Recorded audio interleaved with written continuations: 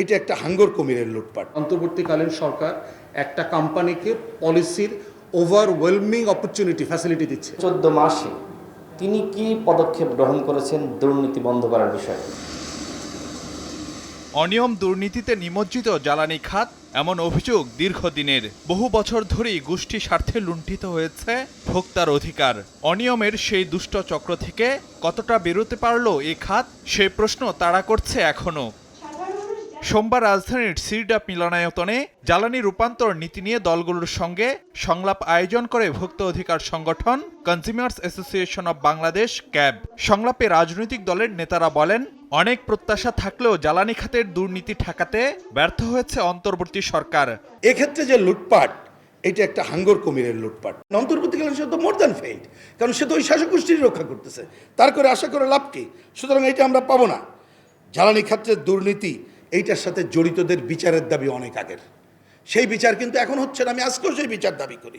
চায়ের সাথে সবাই খোঁজে প্রিয় দোস্ত, শুধুমাত্র প্রাণ টোস্ট। আমার দোস্ত প্রাণ টোস্ট। আমাদের জ্বালানি উপদেষ্টা তিনি প্রায়ই একটা কথা বলেন, রাজনীতিবিদরা এবং আমলারা তারা কেউই চায় না দুর্নীতি বন্ধ হোক।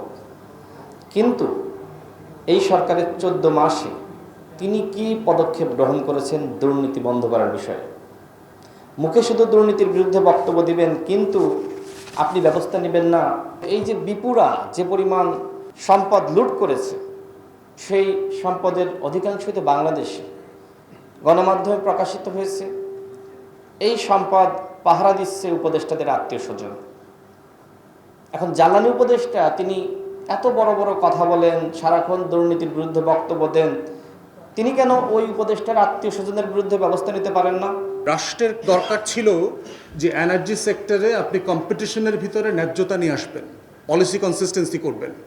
সেটা না করে ইভেন বর্তমান সরকার, অন্তর্বর্তীকালীন সরকার একটা কোম্পানিকে পলিসির ওভারওয়েলমিং অপরচুনিটি ফ্যাসিলিটি দিচ্ছে। আওয়ামী লীগ কিন্তু এটা করে নাই। আওয়ামী লীগ কিন্তু সব অলিগার্ক, পুরো ক্রিমিনাল গ্যাংকে সমান অপরচুনিটি দিচ্ছে। আমরা গণ অভ্যুত্থানের মধ্য দিয়ে যাদেরকে দয়া করে অ্যাডভাইজার বানাইছি, দয়া করে বলি এই কারণে, কারণ ওনারা আওয়ামী লীগের সময় খুব বেশি কষ্টে থাকেন নাই। যারা আওয়ামী লীগের আমলে বউয়ের নামে, পোলার নামে, মায়ের নামে কনসালটেন্সি করে হাজার হাজার কোটি টাকা, শত শত কোটি টাকা ব্যবসা করছেন, খুব বেশি খারাপ ছিলেন না। তাহলে আপনারা অ্যাকাউন্টেবিলিটির প্রশ্নে এখন এত ব্যাডলি পারফর্ম করছেন কেন? কি মনে করছেন আপা ফিরে আসবেন? ভয়টা কোথায় আপনাদের? সংলাপে অর্থনৈতিক দুর্বৃত্তায়ন, অনিয়ম দুর্নীতি বন্ধ করে জনবান্ধব জ্বালানি নীতি বাস্তবায়নের উপর জোর দেওয়া হয়। সরকারে গেলে এসবের প্রতিফলন থাকবে, এমন প্রতিশ্রুতিও দেন বিভিন্ন দলের প্রতিনিধিরা। আল্লাহর রহমত এবং জনগণের সহযোগিতা সমর্থনে যদি আমরা আসতে পারি, তাহলে আমরা নিজেরা দুর্নীতি করব না, কাউকে দুর্নীতি করতেও দেব না। আমরা চাঁদাবাজি করব না, কাউকে চাঁদাবাজি করতে দেব না।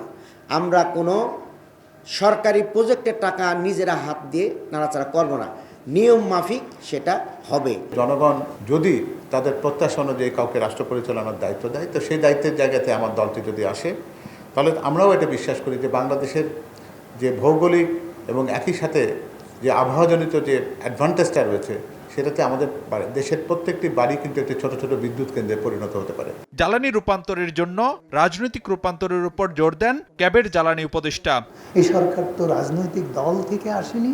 এই সরকারের তো কারো স্বার্থ সংশ্লিষ্ট বা স্বার্থ সংঘাতে জড়িত হওয়ার কথা ছিল না, স্বার্থ সংঘাত মুক্ত হওয়ার কথা ছিল। তাহলে এই সরকারের অক্ষমতার জায়গা কোথায়? কেন সক্ষম হলো না? এই ব্যাপারটি অমীমাংসিত থেকে গেল। ভোক্তা স্বার্থ রক্ষায় জ্বালানি খাতে লুণ্ঠনমূলক ব্যয় রোধ, বিআরসিকে শক্তিশালী করা, প্রতিষ্ঠানগুলোকে জবাবদিহিতার আওতায় আনার উপর জোর দেয় ক্যাব। সবার আগে আপনাদের অগ্রাধিকার দিতে হবে। ফারুক ভিয়া, রবিন, সময় সংবাদ, ঢাকা।